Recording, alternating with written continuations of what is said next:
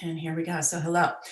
I got most of the business out of the way. Oh, the other thing, elephant in the room, are not elephants, they're dogs. I'm doing this from home, and there are two dogs here. And while I did try to bribe them with treats and a walk beforehand, they might bark. And if they do, I'm just going to say up front, I apologize. They are the boss of me. I'm not the boss of them. Um, so I'm glad you're here today. I want to make sure that the time you're taking out, you get value for. So ask questions if you need to, grab a pen and paper if you would like to. As I mentioned, we will have handouts that we can send to you. So you have access to a lot of this information later. So because this is such an uncertain time, I wanted to kind of distill it down to 3 tips on how you can feel more secure when you're going through your divorce, no matter where you might be in the process. And these tips are meant to make you or help you avoid the financial and legal turmoil that divorce can create. So today we're going to talk about emotional overwhelm first, and actually the most. We'll follow that up with a link to the previous workshop that's heavier on process and content, and some bonus worksheets that will also give you some of that content information. So, I felt as if everything in my life was totally out of control when I knew that divorce was going to be happening in my life. And I really didn't know where to go for guidance and help. And that's why I'm here today. For the past 6 years, after I went through my own divorce, I dedicated myself to helping others going through the process. My divorce was unexpected, and I actually would like to take a pause, if I might, and just share my story with you, and then we will not talk about me anymore at all. What happened was I was a stay-at-home mom, work-at-home mom. I was teaching yoga. I was driving a bunch of teenagers around to their various obligations and volunteering and whatnot, and my husband lost his job. So I looked around and said, well, yoga is not going to put these kids through college. It doesn't provide benefits. I need to do something else. I had been recruited as a financial advisor for some time, so I thought I'll move forward with that, give that a try. And about a year later, my husband, who was still not working, said that he wanted a divorce.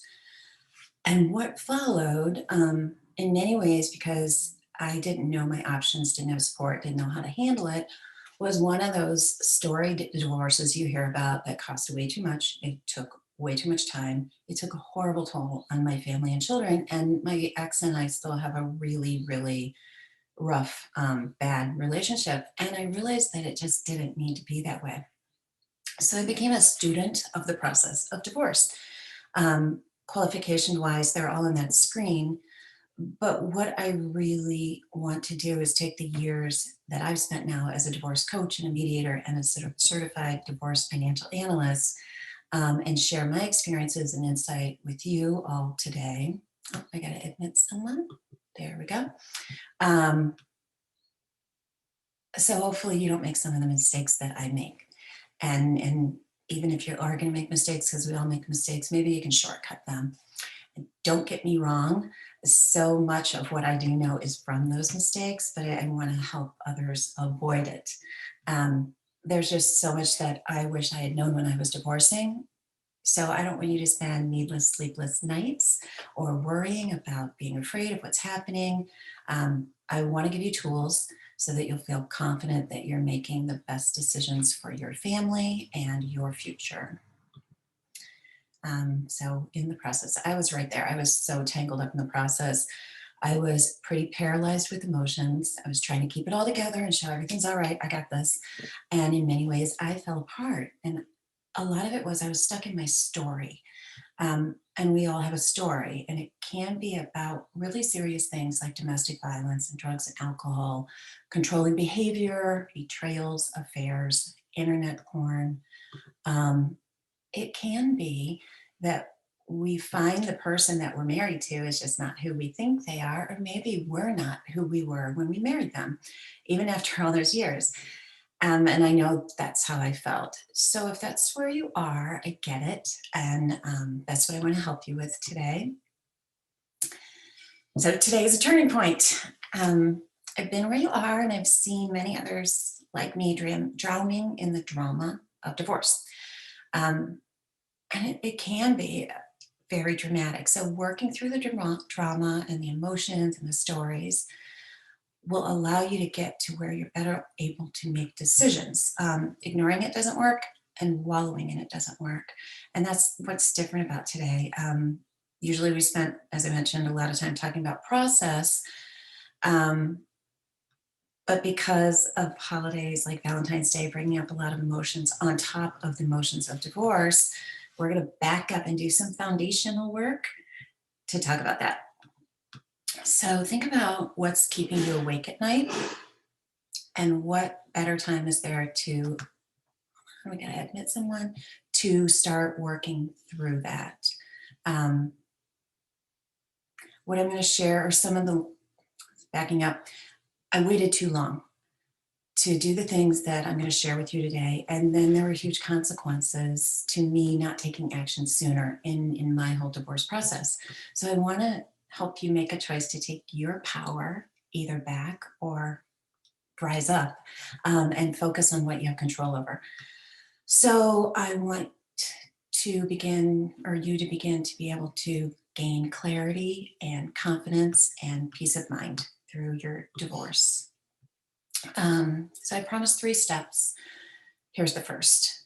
There are those who will say the first one is think financially. Divorce is a business process. Like, set all that emotion aside and just get to the business of it. And to a degree, they're right. But I'm a financial advisor, and I've seen the impact of those decisions when they're made completely rationally without addressing the underlying emotions. The underlying emotions still tend to win in the decision-making process. Can't tell you the number of people I've talked to who said, gee, I wish I knew you earlier, before they were divorced and while they were making these decisions. I truly believe to have the best outcome in your divorce process, you can't ignore the emotions. You need to address them, and you need to acknowledge them, and you need to work through them, because they have a tremendous impact on the fact-based, cotton up, decisions that you're going to be faced with. So step 1 is identify your feelings. And I know it can suck. It may feel better to pour a glass of Chardonnay or zone out to Netflix and ice cream. But I promise that trying this instead of Ben and Jerry's is going to help you feel more stable and secure. Okay, a lot of days it might seem like there are a gazillion things happening all at once, and you're in charge of all of them, and you are just hanging on this crazy roller coaster ride. And that may mean a lot of spinning wheels and a lot of worrying. It can also mean that we get caught up in this what next situation, and it is exhausting. And by that I mean, are you in this place where you're going, should I not talk about it and just carry on? Brave front, everything is okay, I got this. Or do you talk about it all the time because it's all that you're thinking of, it's all that's in your head? Or are you in a place where you're like, I'm just talking and I'm not doing anything and nothing is moving forward and I'm super stuck? And what tends to happen is we're cycling through all of these things with a whole big, what should I do? The biggest single question that I'm asked, even from people who have started the process, is I don't know where to start.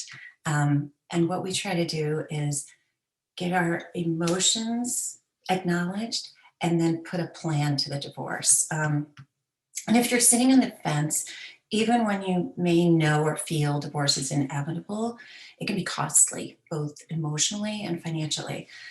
We talked about it. It can feel just so overwhelming that it may be hard to move forward and hard to take actions. And the conditions that everyone has been living with in this last year have made that even more difficult and made the outside world harder to support this process. The courts are backed up, or we, for the first few months of this, weren't even able to have court dates. Things aren't moving forward in the same way because we don't have personal contact. It's all been via Zoom.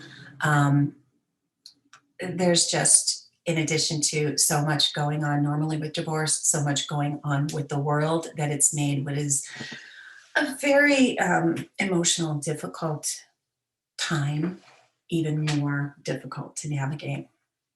Um, but you're in the right place to start today to move forward in the best way for you. And I do, like, little side note, this isn't selfish. Um, Often hear, but I have to take care of my job, my house, my family, my parents, my ex. I don't have time for other things, and I certainly don't have time for me. And we've all heard it, and we've heard it so many times. It's super cliche, but put your oxygen mask on first. You won't have anything to give those others if you aren't in a good place or working towards being in a good place yourself. And you deserve to be in a good place. So I have a little unfair advantage in that I've not only been where you are, but I've had years of working in divorce finances, divorce coaching, and mediation. So I have that compiled experience, which includes my clients' compiled experience and all of my colleagues' stories to share the strategies we have as a kind of divorce community have learned from. I have this coach who says, borrow my beliefs. So where does that come in and what does it mean? So if we have 60,000 thoughts a day and 80% of them are negative, when you're facing a divorce, and everything it brings with it on top of COVID and all these other, external situations, it's easy to notch that negative number up. And when you imagine that 60,000 thoughts, 80% of those might get even higher, and all of those negative thoughts are swirling through your head every day, our heads every day. If you don't have strategies to deal with them, it's easy to kind of get pulled under by them. So practicing a few of the, like, really simple things that we're going to talk about today, and borrowing my belief that you're going to get through this, even the tough parts, and that trying these steps will make a difference in your life, will, should, and can be life-changing. So let's get started. For everything in life, you need to start by looking at where you are. Assess. Are you taking care of yourself? Are you staying healthy? Are you eating right? Are you sleeping enough? It's simple, right? Except it's not, especially if, for the majority of people, especially women that I've encountered, one of the first things to go when the divorce process starts is self-care. Um, Divorce and the world can be overwhelming, but taking care of these really fundamental things is going to make such a huge difference with you and your quality of life. So um, I would urge you to assess, and I actually have an assessment we might do later, or I can send you, to kind of see where the most critical space is for you to um, just notch it up a little bit, make yourself a little bit better, whether it's you're not sleeping or you're not eating or you're not getting the exercise you normally do. It can make a huge difference. Because we're human, right? And because we're human, we just can't absolutely feel joy and happiness all the time. I don't know about you, but sometimes I want to be sad. I want to feel the grief and the sadness and the losses in my life. And that was really hard going through divorce, when we are in many ways taught to, just put on that happy face and pretend like everything's okay. Um, Now, that doesn't mean that's where I want to live. I don't want to exist permanently in this sad, grief-filled place. Um, but it's okay to acknowledge it. There are certain circumstances in life where we don't have control over other people. We don't have control over our past, the things that happen to us, but we do have control over is how we think about those things and what we make them mean to us, the meaning that we assign. So maybe we need to assign meaning. Maybe we also need to get help where and when we need it. And that's what's going to enable us to move forward.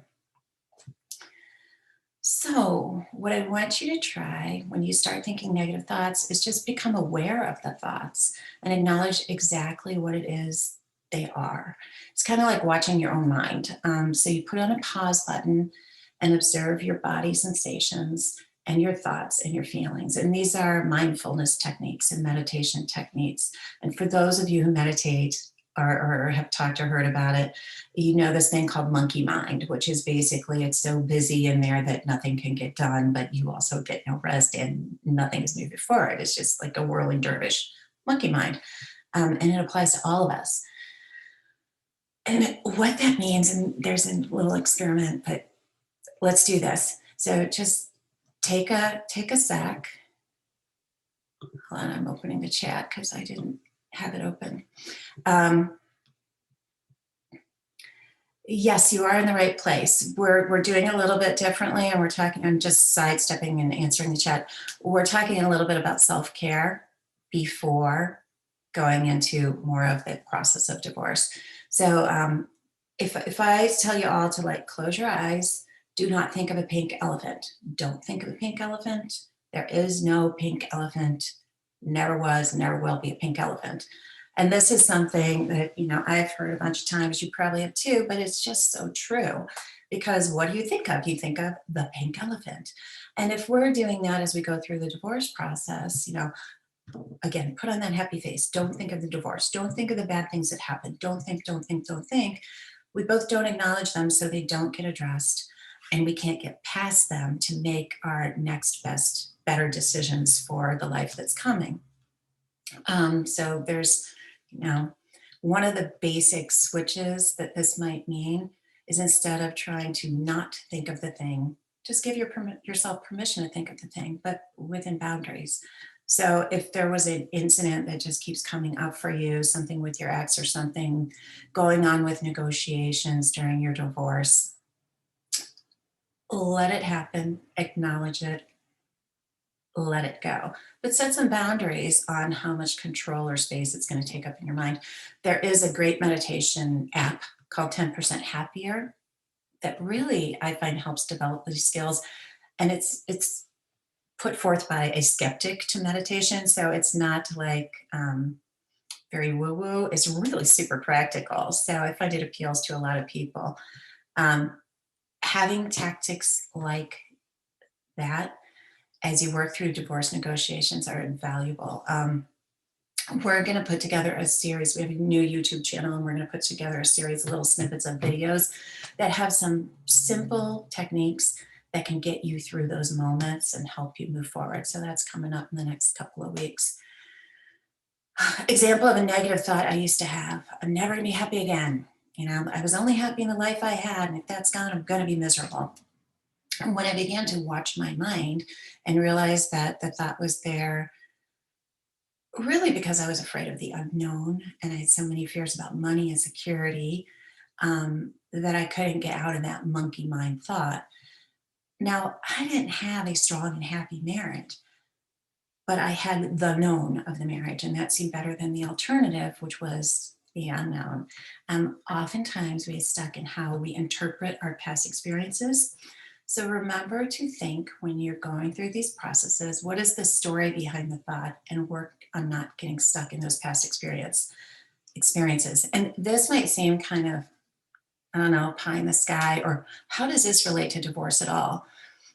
And it relates directly because when these emotions are swirling about, and when your head is so busy and occupied, and when you can't like sit with yourself and be in yourself, you just can't make good decisions for yourself, if you have kids, for your kids, for your family, and your future. So it's really important, and you deserve to address how to not stay stuck in the past. It's going to just help you make better decisions moving forward. Nora Ephron used to say, rewrite the narrative. I think it was either own the narrative, rewrite the narrative. It's just, the facts are all the same. It's how we interpret them, switch the story. So think about all the things in your life that bring you joy. Maybe children or grandchildren, or a beautiful spring day, watching your favorite movie, or meditating, or yoga, or, you know, I love having a cup of coffee with a friend, even if it's virtual. It takes work, but it can be done, and it's one step at a time. And it doesn't mean pretend everything is great when it's not. There were times when I had this courage when someone would say, "How are you?" And they want to hear fine. And if I said, "I'm having a really rough time," it shocked them, but it was true. And I was tired of pretending. And this is something that during my divorce became really present to me. The people who I could say, "Hey, I'm having a really rough time," they were the people I needed to be around. Not so they could fix it, but so I could be authentic. And the people that were either scared to death and ran like the wind if they heard that, or only wanted to hear fine, were not necessarily my people at that time. Um, so I think that I would say, so don't pretend, feel, release, replace. And do you have times when you just spiral into a crazy situation and you can't believe that it happens? Let it and take a few minutes and spiral and then stop it and pause and breathe and replace it with something else. I spent a good bit of time in my divorce coaching program on how our thoughts create our emotions and our emotions create our actions and results. But I wanted to give you this so that you can begin to take control if you're feeling stuck and help you start moving towards the business of divorce. And that's where I put on my other hat, shifting from coach to financial. You can't make sound financial decisions if you're anxious and wired and not taking care of yourself. And what I found is that once you have an actual plan, and working as a coach, that's a lot of what I do, we see that these emotions become less of an issue and you feel lighter and decisions are clearer and easier. And one little tiny step forward, well, it's not earth shattering advice, works wonders. And I hope that that helps you. So allow yourself to go through the thoughts and feelings that aren't serving you and have them, and then release them, and then release the story, and then rewrite your narrative. Holding on to negative feelings keeps us from moving forward. You've been through a lot, and you may well be facing a lot, and you deserve happiness and joy now. So you can write this down if you like, but we will send it to you in a follow-up worksheet. Answering these and keeping them in focus can make a huge difference. And I'll just read through them. What's your game plan? Ask yourself, what is my game plan? What are your goals for what you want from this divorce? What are some obstacles that may get in the way? And what one thing can you do to improve your situation? I'm going to give you just a sample of what the outcome can look like if your process is based in decisions or asking yourself these questions. I have a client who her goal, what she wanted from the divorce, was to be able to maintain her life and lifestyle, quality of life with her two small children and not have there be a dramatic difference that would be jarring to them. She worked, her husband had a significant income, and her attorney, she went to an attorney first. The attorney told her support would be about $2,000 a month, which was about less than 25% of their expenses, period. This is what guideline is. This is what you can get. She came to me and we worked through several scenarios, and then we showed her soon-to-be ex-husband and kind of walked him through it. So what her life would be like if this was the support figure. And really what it turned out, she would be broken 4 years.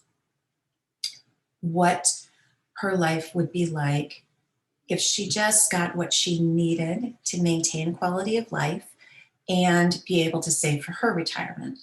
And then, really important, what his life would look like in this scenario. And he was a very high earner and his life looked fine.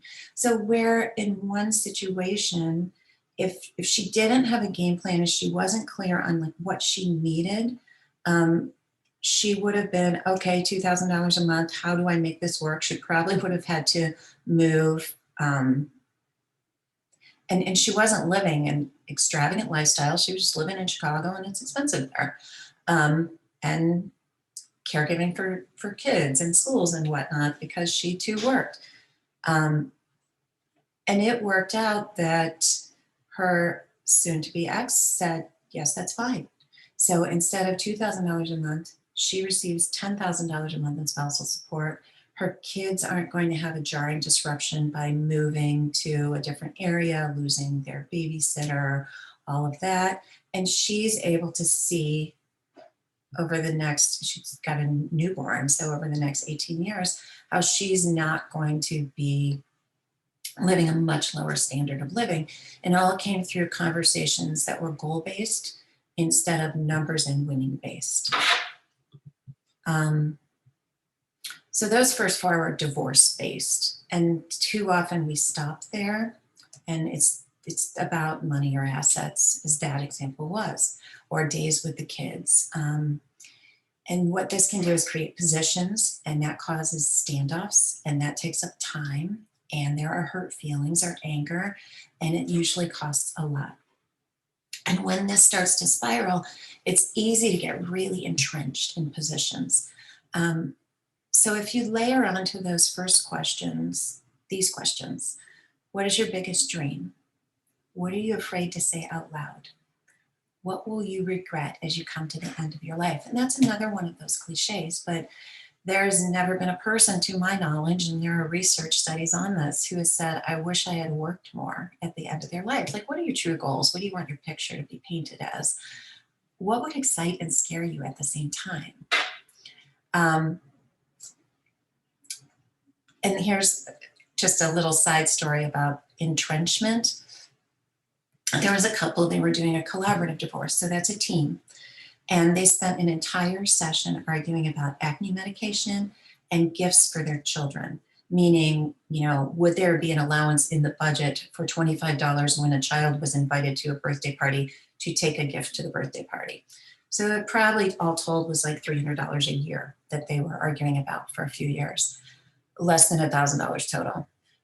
The professional cost of that team for that one meeting was $2,500.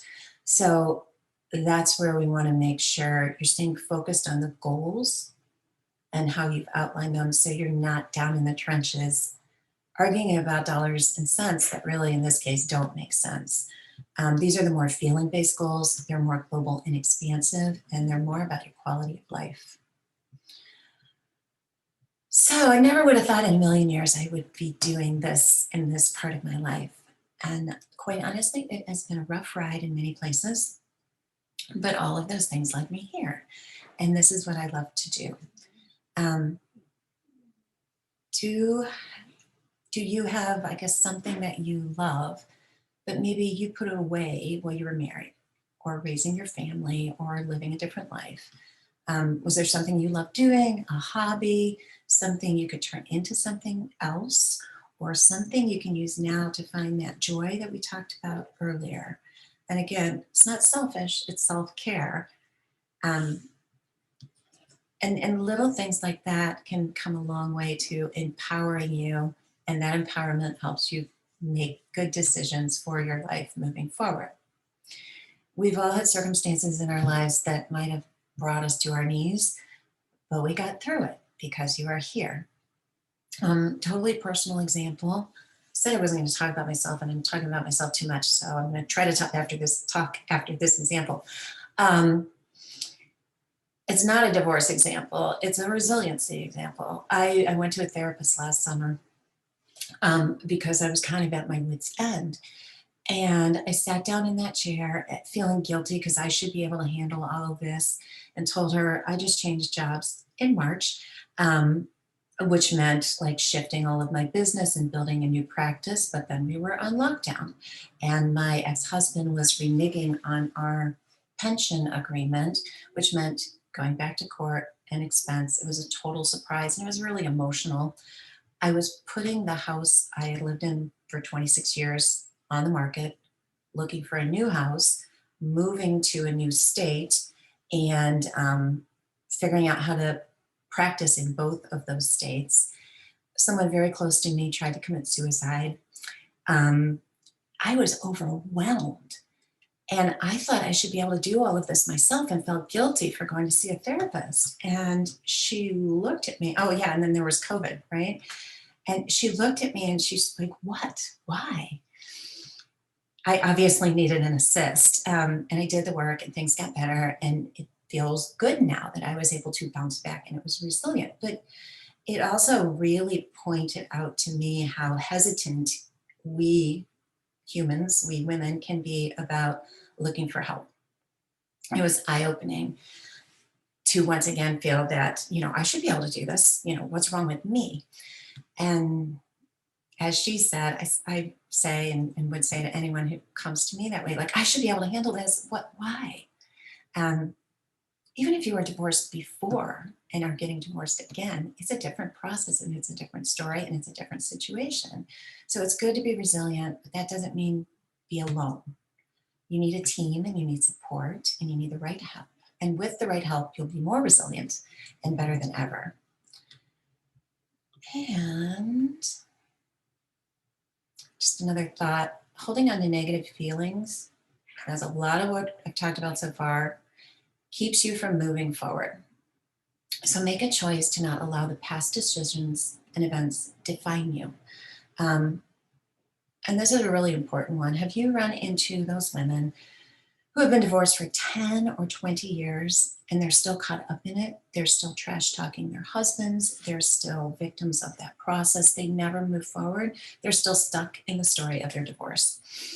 And then that's where they live, which means they really aren't living. So move on. Wrapping up this part, remember, I love this, there are far, far better things ahead than any we leave behind. So there were 3 tips. There are 3 P's. The first one was purpose. If you work yourself through your emotions and through your goals, you figure out your purpose. Sorting through the emotions and dreams leads you there. And this should be your North Star in the process. It helps you from getting derailed and into arguments about sofas or asset allocation or who gets the kids every 4th of July or something like that. Remember your purpose, how you want your life to look, how you want your family to look, and let that guide your decisions. And if you don't remember anything else from today, anything that we talked about, remember this. Most people think the goal is ending the marriage, the goal of divorce. Actually, the goal is to move forward separately in a positive way. And if you start there, your outcome is always going to be better. Okay, step 2 is identifying your process. So process, right? Get a lawyer and file for divorce. Except that's not really a process. A lawyer is a professional who is needed in a divorce in most states, not all, but most. Going to court is a method. You have to go to court in some way, shape, or form, normally, whether it's litigation, collaboration, and mediation, and I'll get to those in a second. What happens if you start with a lawyer in court immediately? You may be boxed in. It may be absolutely necessary, but it might not be the right choice for you. So it's not the first step. The first step is really educate yourself about your options and then match the best process to your family and your relationship. Another just little side story, but a meaningful one. I know a couple, the husband had rung up a lot of debt, about $1 million, and she was not aware of it. They were a household where he did the finances, she raised the family, took care of the household, she signed things when he said sign things. So this was a complete surprise to her, but he felt very guilty about it. Now they knew they were going to get divorced. So she went and got an attorney. The attorney said, you are responsible for half of that debt. It's marital debt, just as there are marital assets. The husband felt very guilty. He was willing to take on all the debt, but he wasn't willing to file bankruptcy, which was her suggestion because he was financially licensed and that would have,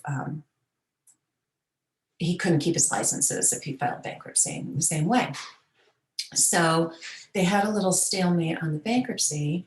And then once the attorney said, you have to take on half of this debt, he got an attorney who advised him, well, yes, you too. You can get rid of half of this debt. You don't need to have it all. So whereas had they had a different process than immediately lawyering up and becoming confrontational, they really could have worked it out in a very amicable way. He was willing to take on the debt. She could have been free of it. They could have said there were no assets to fight over, and their children were grown. Instead, they are still in the court system. It's been 3 years. So the debt is only accumulating, and neither of them have been able to move on. Um, it's kind of a dramatic story about if you don't pick the right process from the start, how it can turn out. But I think it's really important to know there are options, and picking the best option for your situation is really meaningful. Um, how do you do that? You look at what you want. You look at your life, your family's life, and even what you want your ex's life to look at. You look at how you can communicate with one another, and then what the options available are. And then you try to figure out what is the least invasive, least expensive, most efficient, kindest, gentlest way to move forward with it, given your circumstances. And there are times, when I've told people, you need to litigate. You need someone who will really stand up for you. There are times when people have wanted to do, and I'm going to talk in a second just about the different types of divorce, where people have wanted to do a collaborative or a mediation, but they're not suited for it because one person would bulldoze the other person, and you can see it in their relationship. So a kinder, gentler divorce is not for everyone. What I'm saying is match it to your situation.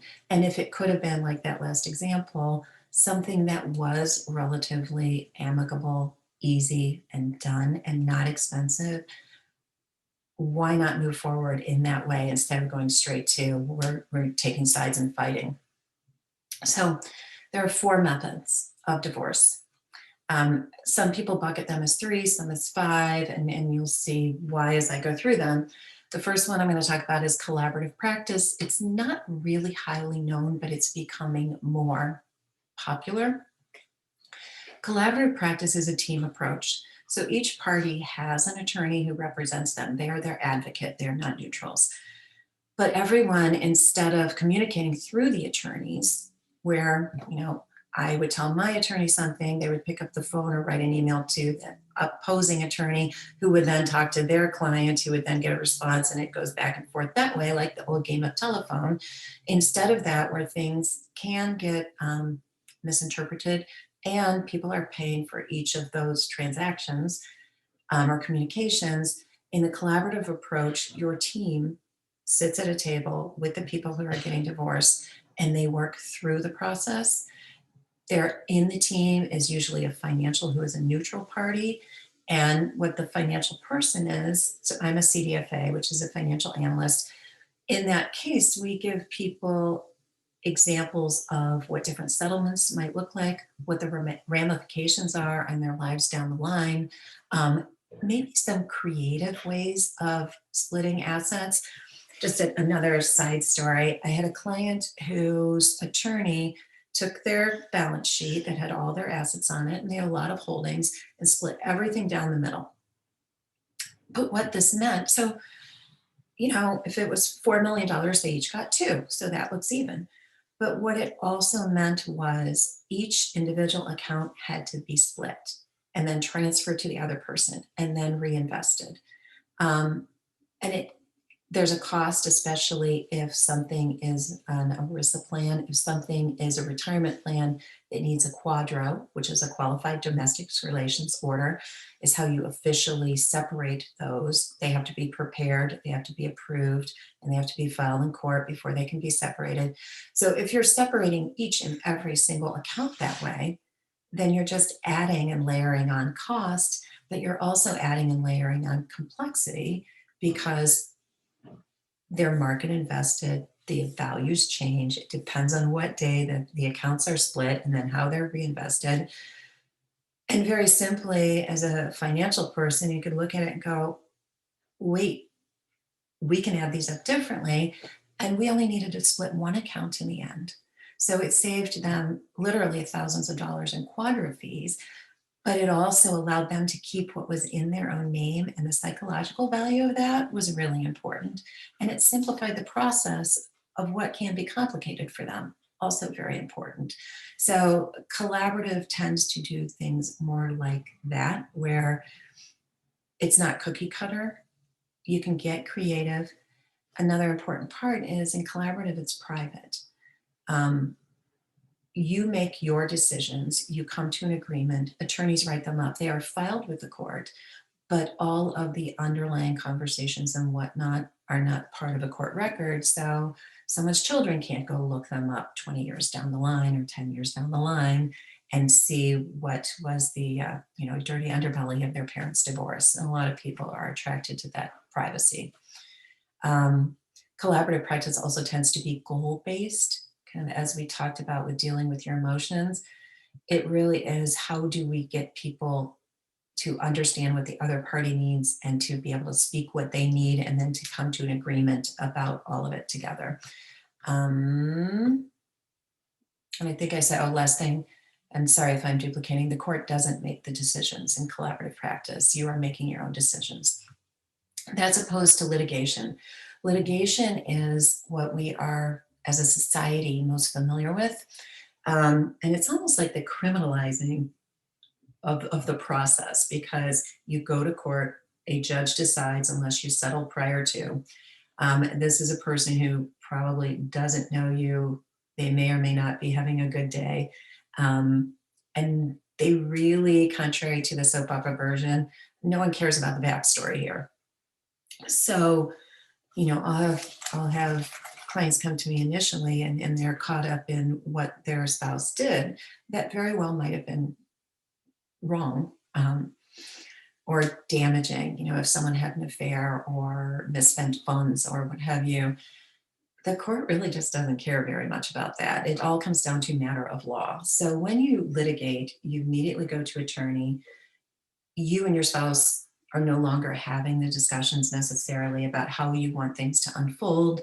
Those discussions are being had between the attorneys. And you cannot contact your spouse's attorney and vice versa. It has to go from your attorney to their attorney, unless someone is representing themselves. So you take sides initially. Anything that goes on in a litigated case is public. The motions are filed publicly, heard publicly in public record. And the decisions, rather than being made by the parties, are being made by the court. So that's top line litigation. Mediation can happen in 3 different ways. There's facilitative mediation, and that's where a mediator will sit with the parties and help guide them to make their own decisions. They are neutral. They are not telling them what to do. They are not giving advice. Even if they're an attorney in this facilitative mediation, they should not in any way be giving them legal counsel. They are merely there to kind of help the two get to an agreement if they're at an impasse. Evaluative is a contrast to that. Instead of focusing on the underlying values of the parties involved and their interests, evaluative mediation is really about the legal merits and fairness. They're also often attorneys. This is more of a business style mediation.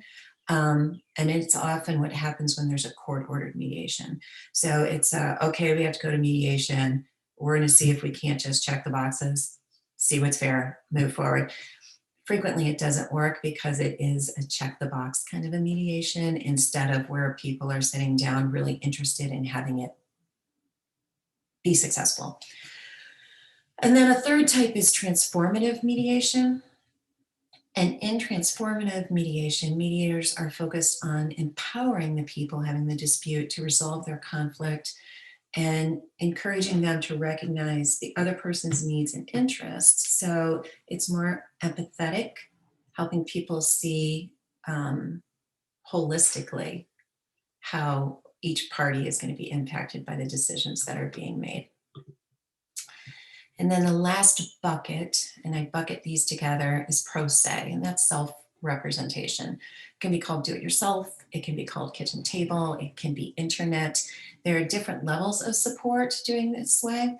And then you go to court and you file your divorce and you are divorced. This can have pros and cons too. A con would be it assumes the parties know family law just as if an attorney was representing them. So as long as it's uncomplicated, it's probably not as much of an issue. But if it's assuming that each of you know how the law is affecting your agreement, and then 10 years down the line, something bubbles up that can cause you to revisit court, then that can be problematic. It might make sense if there's a couple who has been married a few years, they have no children, no assets, they rent a few $1,000s in their 401k, there's no reason really to hire an attorney and go through a really expensive process to dissolve few assets and not a family connection or children. So it can have its place. It tends to be much less expensive, but from a legal point of view, it can also have its risks. I will add, usually we go in the other presentation in depth about terms used during divorce, because it can feel when you start talking to, and we try not to, but we slip into it. So when you start talking to an attorney or divorce coach or a CFA, we might slip into a vernacular that is like a freaking foreign language. So we've outlined all of that, usually walk through it, but in some ways it's like us reading a dictionary. So we put that together in a worksheet and we can send that to you. It covers all the same information, but we're not going to do it in this segment. So let's see, we talked about purpose. What are your goals? What's your true north? What are you trying to achieve as you move forward? Process. What's best for you? Do you need to litigate? Are you able to mediate? Are you somewhere in between? It might be the collaborative process, especially if it's a longer term marriage with more complex financials. The point is, you know your options and what best matches your relationship and how you want your life to look going forward. And the last thing we'll touch on today is people, which is also professionals. Your first two P's should drive the choice of the third. That means you need to know your purpose. You need to have a plan. You need to know what process works best for you, at least starting out, before you hire someone on your team to help with that. And an example of that would mean you wouldn't hire someone who is 95% litigation if you really want to pursue a collaborative divorce. It doesn't match up. Marriage is legal and it must be dissolved in court. Most states require an attorney in some ways. Some states, like Arizona, you can have your documents prepared by a document preparer, and an attorney doesn't need to be involved. So it really does depend on your local rules. So running through these real quickly, attorney, a family law attorney is going to be a specialist in family law, and they will write up the document at the end. They might be involved throughout, and they might be involved as your advocate on and off, going back and forth. It depends on the process that you pick. A child specialist might be involved if there are children in the marriage that need someone to come in and look at their situation and make recommendations as to what is best for them in a neutral way.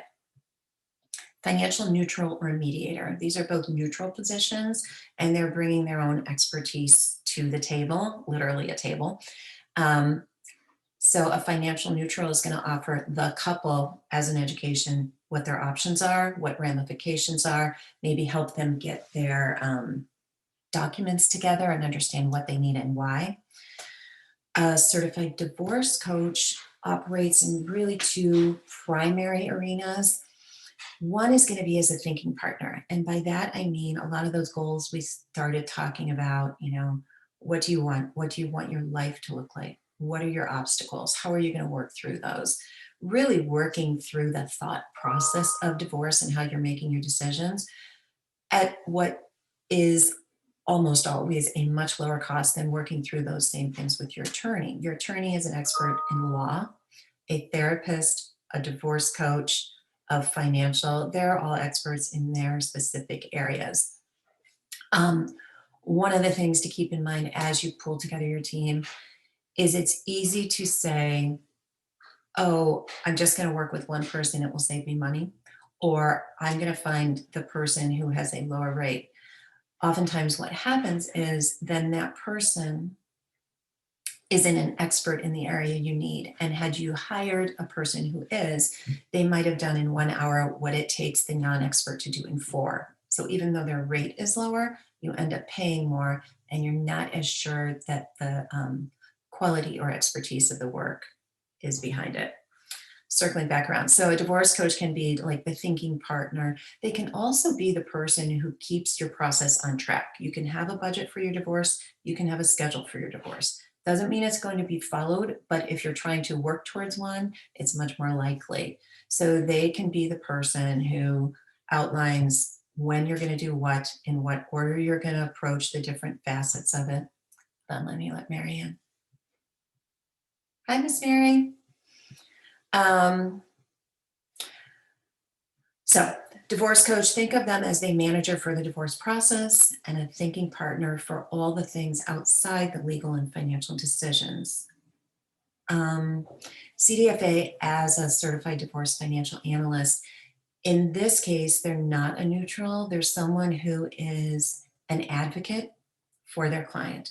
So if I'm working as a CDFA in a case that's a litigated case or even a mediated case, but I'm working for just one party, what I'm doing there is helping them get their documentation together and understand it, know what they need and why.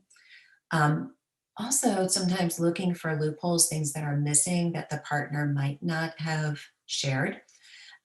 Helping them figure out what their settlement options are, whether they're realistic, what they'll look like down the road. So when you're dealing with just numbers, $2,000 a month might sound like a lot, it might not. It doesn't really mean anything until you know what it costs you to live and how that impacts your life. And then you can end up, if it's a more complex situation where you need a forensic accountant, you need other specialists, you need a business valuator, you might need a real estate assessment if people own multiple properties instead of, oh, I think it's worth X thousand dollars, a guardian ad litem if someone needs to look out for the best interests of the children, and so on. Now, you might also need, those are all divorce professionals, but you might also need on your team, and don't hesitate to look for them, a therapist for your children, for yourself, even as a couple or as a family as you move forward through this. Someone who specializes in helping with transitions or selling businesses. You might need a real estate agent if someone is selling or buying, or it might be both homes. It's really helpful there to have someone who is used to dealing with people who are going through a divorce, because it has its whole different inherent set of issues that could affect anything from staging to showings, and what the listing price is. A mortgage broker can be really important if part of your process is going to be financing a new home, because splitting the finances of one home into two is going to impact what you're able to afford. And there are quite a few rules as to how a mortgage company is going to look at this during divorce and what the timeframes are. You might need a life or health or career coach. And then moving forward, there's always one person in the couple who was not the family CFO. They didn't handle the money. So likely a new financial advisor or a money coach could be needed. So as they move forward into their new life where they're in charge of this, they've got the tools that they need to support it. So that's wrapping up presentation. We can send you this information as well. And really we do this because it's important to us. I'm speaking for Anna, I'm speaking for Alex, who's also on, and myself. It's important for us that we help people get educated about their options. So in 10 years, they're not meeting one of us going, oh my gosh, I only wish I had known. So we are happy to support you or get you the right support. Something I kind of get on my soapbox about, and I'll do it really, really briefly here, is I'm not the right person for everyone by any means. But I might be able to help you find the right person. Conversely, if the people you're working with in your divorce make you feel uncomfortable, you don't feel like they're listening, they don't have your back, they don't take time to explain things to you, and so on and so on, find another professional. There are lots of us out there. There is a match for you and your situation, and it's way too important to be secondary to your professionals. You're the one in charge of your divorce and your team and your process. So it's really important that you feel comfortable with the professionals that you're working with. And then before I move on to questions, just offering y'all, for anyone who comes to our workshops, we offer a complimentary discovery call, and we're doing it 3 different ways. We can call, old-fashioned on the phone. We can Zoom, as most people are. But I'm finding more and more people just want to talk on the phone because they're so fatigued with Zoom. You'll see. And then in the left-hand side there, that's our new office, and us with the masks as we moved in. So we are meeting in person by appointment and following, social distancing rules and masking and so on. So with that, I'm going to shut the screen share down and we can do whatever questions might come up. Hello. View, a new gallery view. Okay. Extra more. Send us the slides. I will, because I'm a, oh, thanks, Sue. I need to send them, there's going to be a lag. I will absolutely send you the slides. There will be a lag because I need my compliance, because I'm a financial advisor, to rubber stamp them before I can send them. I would ask you guys, because if you signed up through Eventbrite, I have emails. If you didn't sign up through Eventbrite, I don't have any contact information. So if you want us to send follow-up information, if you throw your name and email in the chat box, then we'll have it. And you can do it just to Alex or to me. So it doesn't have to be, public and shared with everybody. Okie doke. And then does anyone have questions? I'm really very selfishly interested in hearing what you thought, because this was so absolutely different than what we usually do. Whether it was worthwhile, whether it had value, whether you're like, nope, not useful. Anyone chat or unmute? Sure. Hi, I could start. So this is my first time tuning into this. I'm just in the consideration process. But so just some feedback when I saw the title, and let me take this out. When I saw the title, and the reason I asked, am I in the right place, is because I thought this was going to be more about the self-care and the emotional, and it turned out to be somewhat about that, but also about, the other parts of the process in terms of, where you start. So I found it very useful. Especially, I found it very useful, especially towards the end when you were talking about, I see the bigger picture now that, the self-care part helps you make better decisions. And this is how you can sort of start going through the process, what you need to consider, and, why you would want to, be clear about that, why you'd want to have a purpose, why you would want to look at what process you want to start to consider. So why the self-care is important is, now I see how it kind of links up, and I'm glad I stayed. I'm glad. Good. Thank you. Okay. Hello. Hi. So I want to first of all thank you. It was very nice and very helpful presentation for me. I am in the divorce process, but like you said, many people like, oh, why didn't I know about this before? And things like CDFA or a little bit about the collaborative divorce, like there's still a difference. So even though I did an online search and I still didn't have a clear picture. Some of the things I think made a little bit more clear to me. And my question here is, I am pro se for my case. I do have a limited scope presentation from an attorney, if I need help, especially documents and motions and things like that. My husband has an attorney.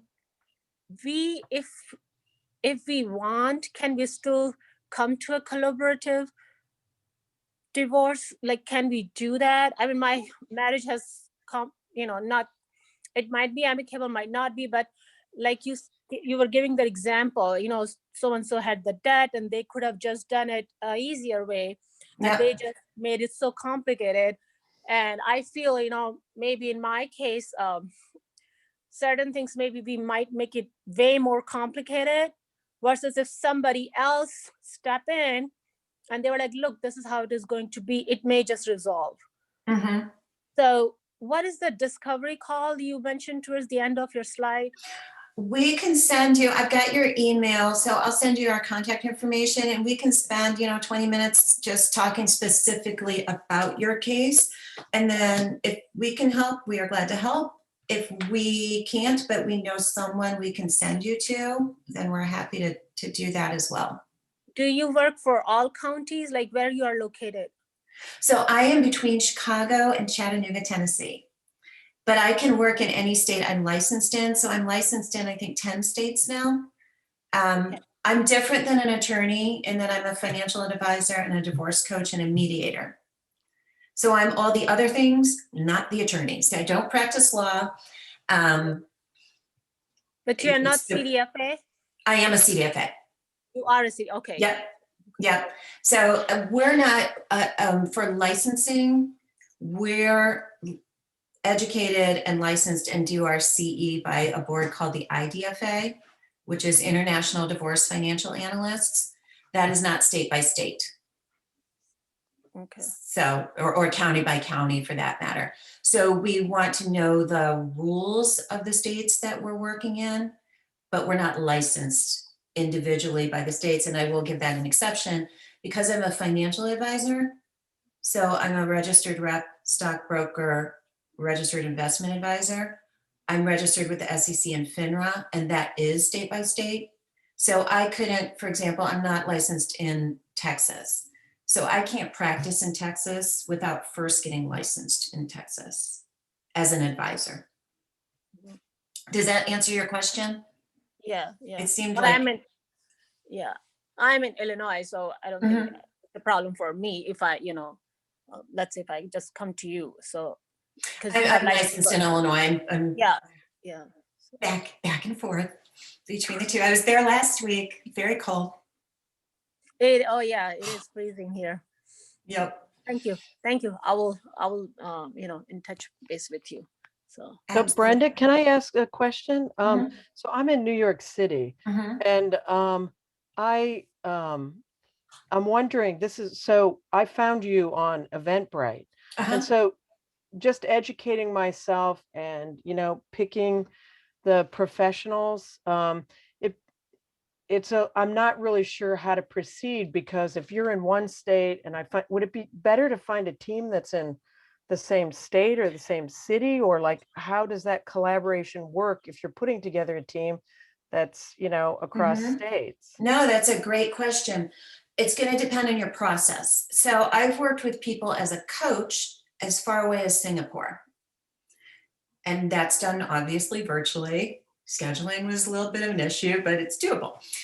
As a financial advisor, I wouldn't work with you in New York because I'm not licensed there. And New York, out of all the states, has its very own set of laws that I really feel someone needs to be practicing there and know the intricacies of it. What I could do there is I'm part of a mastermind group called Velocity and a couple other CDFA groups. What I would do then is try to find you a professional that matched your needs. And then there's another resource called Vesta, VESTA, that is putting together, they call them hubs.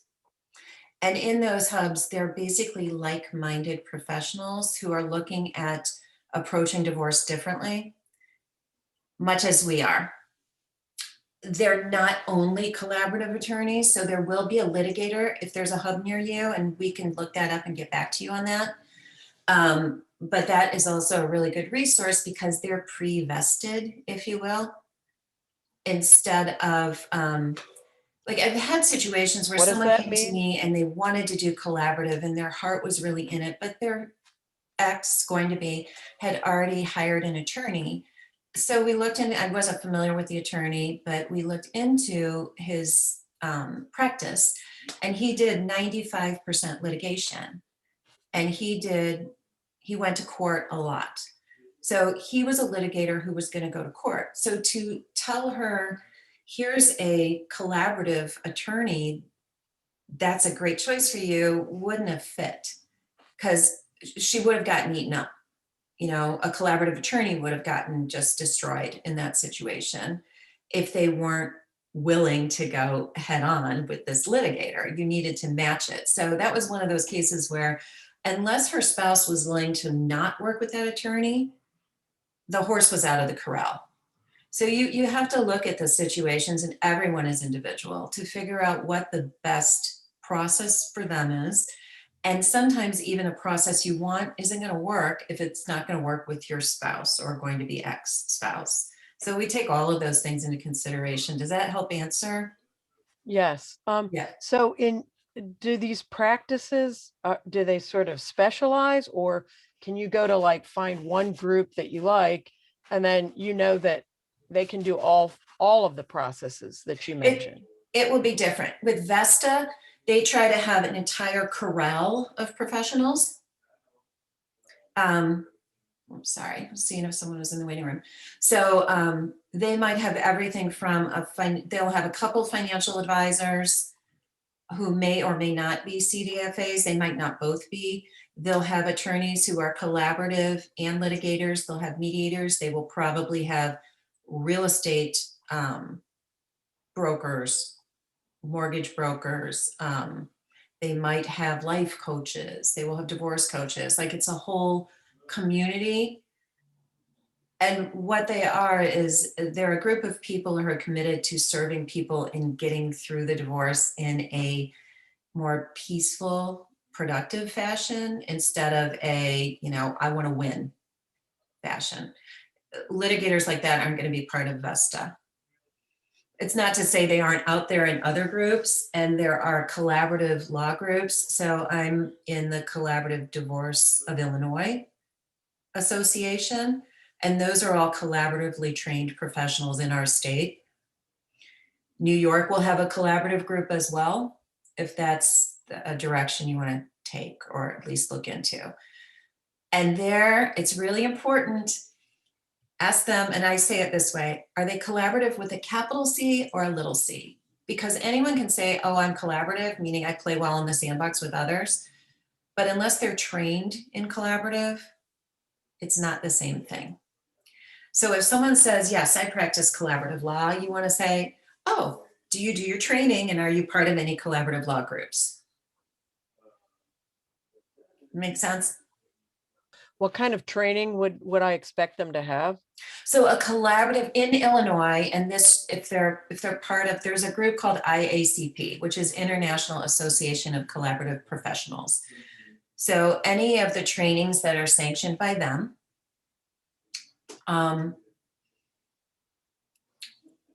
would be a training. So for example, in Illinois, to be in the collaborative practice, you have divorce mediation, 40 hours of divorce mediation training. And then you have what I believe is 30, but I might not be exactly right on the hours of collaborative training. And then you do continuing education every year in both of those practices. So you're staying abreast of it.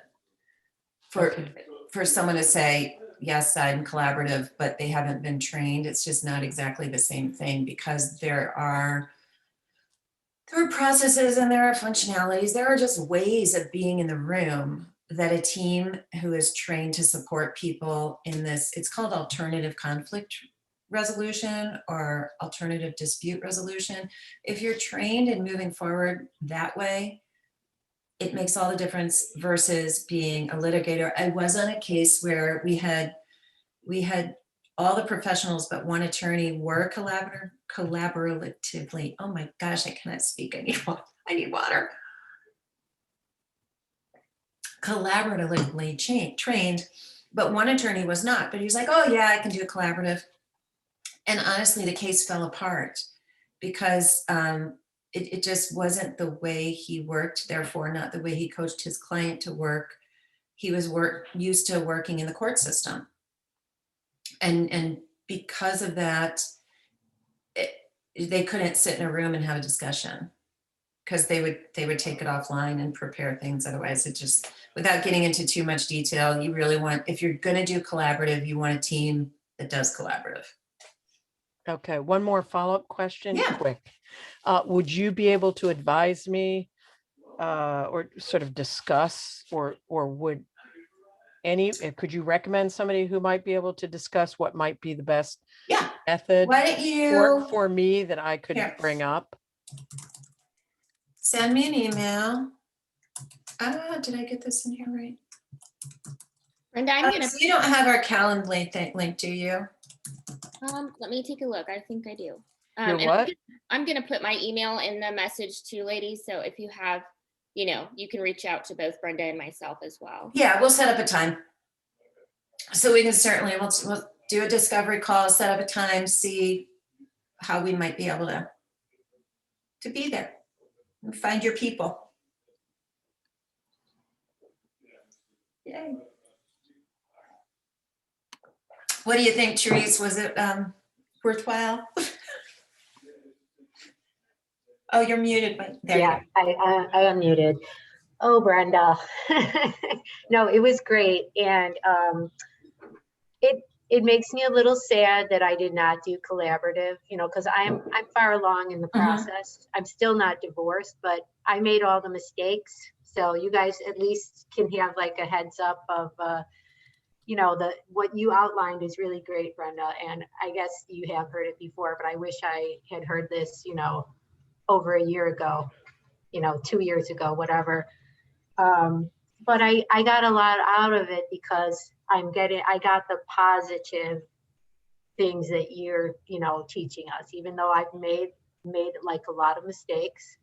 And I'm not. You've done a lot of right things. You've done a lot of things. I feel getting informed, and you're moving forward. You're not a victim. You take control. You've done a lot of right things. Thank you. I am so happy to be in my own place now. I've been in my new apartment for a week and a half, and it's made a huge difference. It was getting so bad at the end being in the same house, so this has been great. And I feel like I can move forward better from this position. The only thing I worry about is if he likes it the way it is with me out, him in the house, and the financial arrangement we made, will he just be like, well, this is fine. There's no reason to like really hurry or whatever. But I'm also kind of like,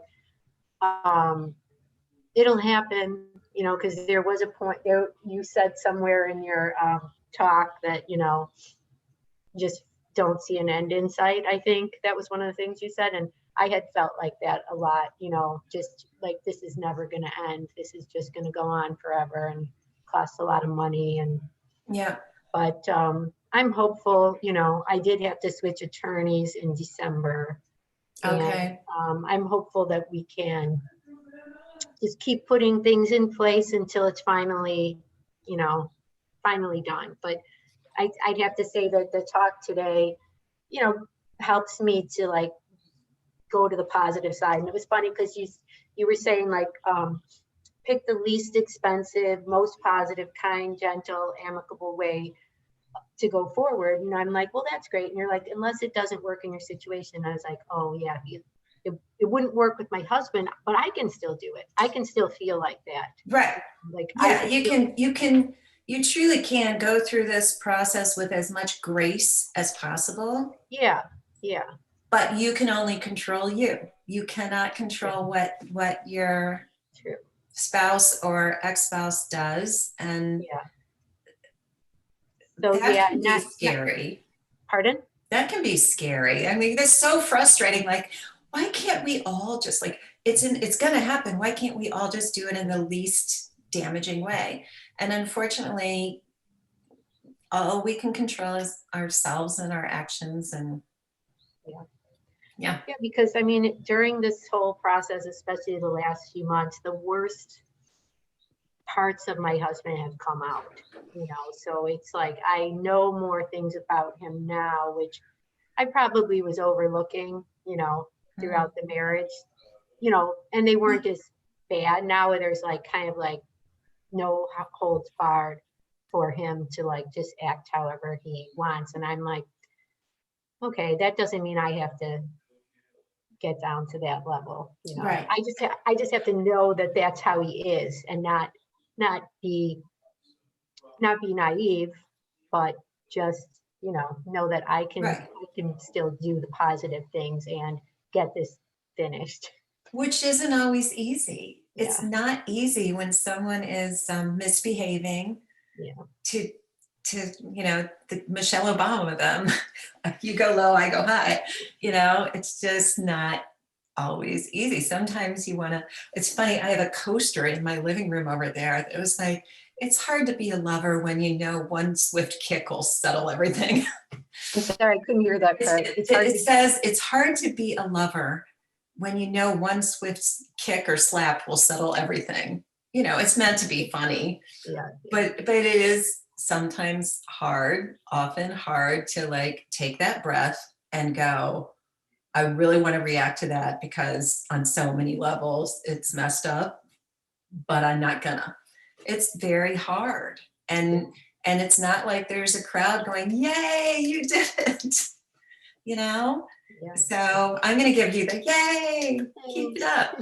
And that's why it's really important to be surrounded by the right people.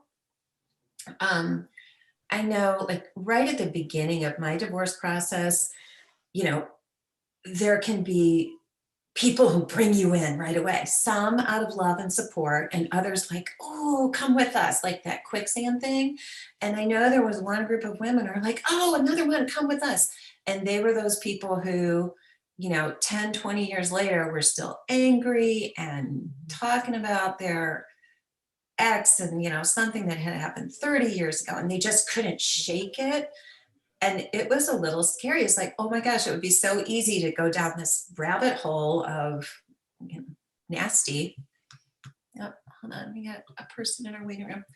And it does take a lot to back away from that and realize it's really important who you surround yourself with, both professionally and personally, to the extent that you've got choices there. Yeah, and then just last thing was when you were saying like talking, not talking, talking and not doing anything. That's when I put in the chat all of the above, because it was like sometimes I would just talk and I'd like be like sort of like looking at myself like, oh my God, are you ever going to stop talking about this? And I have gotten better, but it was like for a while it was like, and the same thing, like when people would be like, how's it going? And like sometimes they didn't even know I was getting a divorce, like people in my neighborhood. And then sometimes I would say fine, and sometimes I would just decide to tell people like, well, it's really horrible, I'm going through a divorce, I don't recommend it for anybody. The worst thing in the world, you know. And then they're just like, wow, okay, you know. Yeah, like they expected fine. Fine. so yeah. And so now I think I've gotten to the point where I talk about things, but I don't think I'm just kind of like overwhelmed or wallowing in it or, you know, anything like that. So yeah. And I pick who I'll talk to too. I have a huge family, and I have a lot of sisters, and so, and I also have Yay. like a handful of friends. Yeah, so that's really helpful. So, but thank you for the really positive things that, you know, that you put out in this, and just, you know, that helps me overcome the sadness of not, you know, doing it. If I could go back in time, you know, I would have done things a lot differently. So yeah, thank you. My pleasure. It's good to see your face, and I'm sorry I didn't recognize you at first. No, people do that all the time. I don't always look the same, so. What you were saying did bring up, and this was a tip I got way back when from my divorce coach. There were a couple of them. But as far as the talking goes, whenever I would have a meeting, and we did collaborative, but this could go for any encounter. If you feel like it's going to be draining on you as you're going through it, as you're having meetings, negotiating meetings or whatever, line someone up immediately after who is a person for you, who is your person, who you can just let it all out. Because knowing that in your head, that you've got that down the road, that I can just get through this meeting and then, whomever, Mary is waiting for me. And she knows she's waiting for me. And she has said, I am there and you just bring it on. I had my friend Robin. And when a meeting was done, I would go visit Robin and I could just lay it all out there because I needed to. And it kept me a little bit more sane in the meetings and in the negotiations and in those conversations, because I knew I had a place to put it that was appropriate. And in the same advice, I've kind of translated to use your professionals as your professionals should be used. So if you have an attorney, and people do this, they will call their attorney because their spouse just shot them off a nasty email with lots of exclamation points and bolds and capitals and blame and all that. So they'll call their attorney because their attorney is in charge of their divorce. And then they'll spend a half an hour, unloading to their attorney about this email. But the email had nothing to do with the law or the divorce process or anything, and it cost them $250. That's not appropriate use of the professional. So in that case, if you need someone to work through those things with, get a divorce coach or get a therapist that you can schedule. But use your people in the right places. The same thing. I've worked with attorneys who prefer to do their own financials. I wouldn't recommend it. It's not like, if it's very top line, if there's one 401k that's going to be divided and a house that's going to be sold and it's done, then okay, cool, done. But if there's anything that's more involved, I really recommend use a financial person, and use a financial person trained in divorce, because a retirement planner is not the same as a divorce planner. A retirement planner isn't going to look at like the tax ramifications of how you're splitting things and whether there are going to be capital gains down 5 years down the road for the person who keeps the house and things like that. So you just want to use your professionals in their right space. Okay, that was soapbox off that. So anything else? Any other questions? Well, I would just like to say to Therese that I only know you in the present moment from what you're saying and sitting through this. And I would just say that, it does seem like you did do some of the things that Brenda was talking about. You did listen to yourself and sort through some of those feelings, acknowledge them, and realize that you needed to move out of your situation and get an apartment or house. And you did that. And there you are. So I applaud you. And I'm sending you some positive feedback and trying to help you realize where you are in the present moment, because, and you've taken the step that I haven't taken yet and have thought about for a while. So there you go. That's good. That's good. Thank you, Yay. Kimberly. Mm-hmm. Yeah. Thank you, Kimberly. That was lovely. I did give myself credit recently, and it might have even just been yesterday, where I said, you got out of a really bad situation. You got out of something that's really hard to get out of. So I did give myself credit for it's been so hard but now I'm here. You're right. I did get to this point, and it gave me a little bit of a boost of confidence too, that I can get through the rest of it. And I think Brenda said something about the marriage you're in is like, this, like it could be bad, but it. Right. And so mine was bad, of course. I wouldn't be getting divorced if it wasn't, but I think also the scary thing is like, looking into the future, but having, little things that build your confidence make you realize that, yeah, things are going to come in the future, but you'll be able to handle them. But thank you for that. I do appreciate it.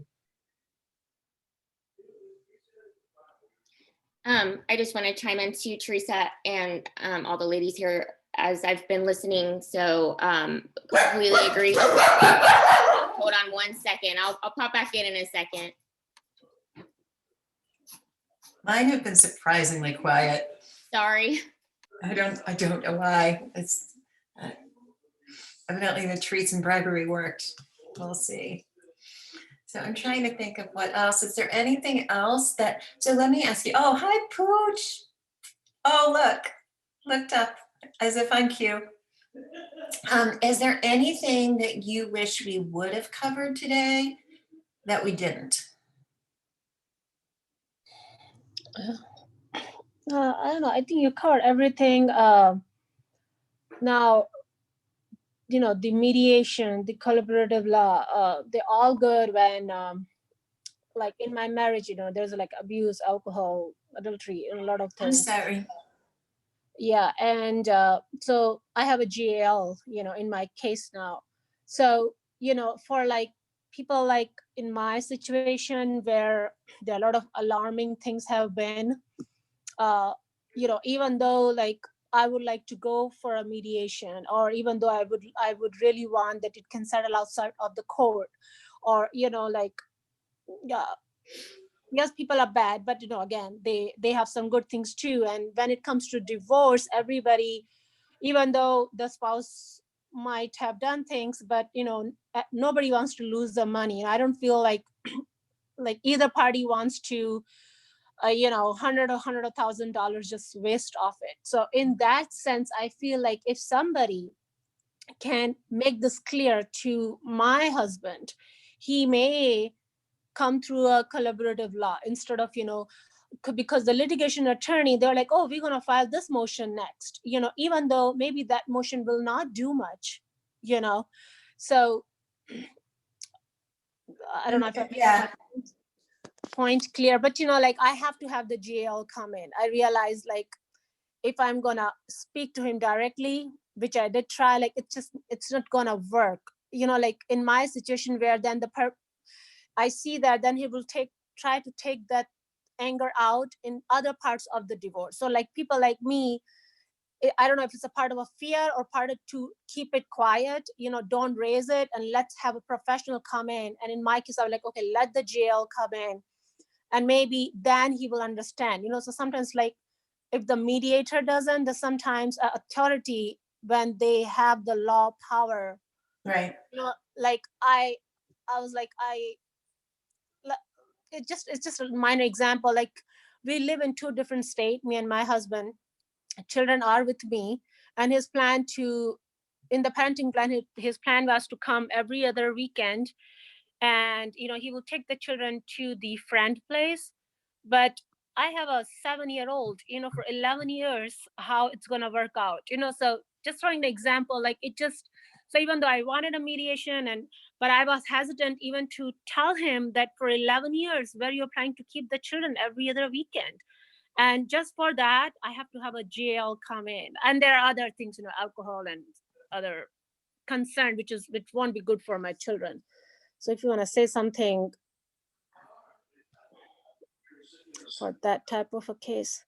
I think, and that's where I would say that's nothing that we would want to talk about specifically in a public forum. Yeah, okay. And in some cases, in yours, that's going to be much more legally oriented. Like what I would help with in that situation is, let's think of strategies for dealing with it, not legal strategies, but communication strategies, because oftentimes in those cases, there are just triggers. And once done a lot of work with borderline personality disorders or narcissists. And I know it's a buzzword now, like everyone's a narcissist.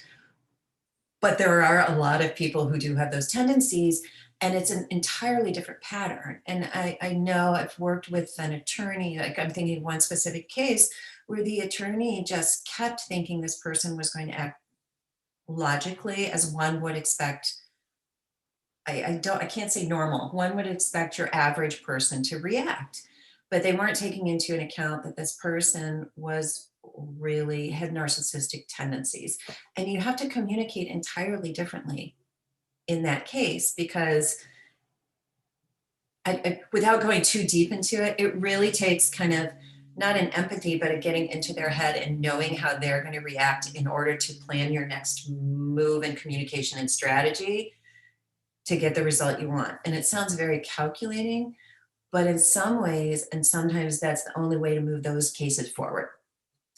And that's more how I would work with someone in your case, which may or may not be beneficial. But it does sound like it's complicated and you have an awful lot on your plate. And I'm happy to like set up a call or we'll reach out to you and see if we might come up with some resources that might at least smooth your path a little bit. A couple other things I can share. And Teresa, I would say, especially for you, like I went into my divorce process thinking, I'm not arguing about anything. Like, I'm not arguing.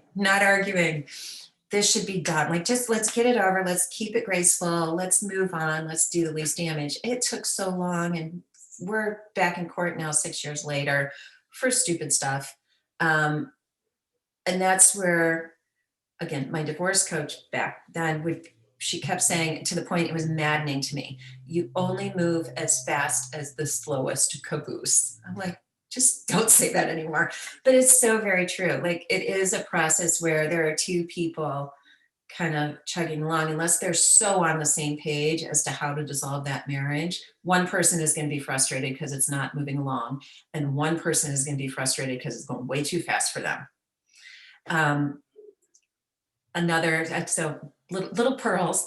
Another thing, Therese, that something you said made me think of, there's a saying in the divorce professionals community that people find out who they really married when they divorce. Because personalities, like I've dealt with people who I would sit in the table in this collaborative setting with them.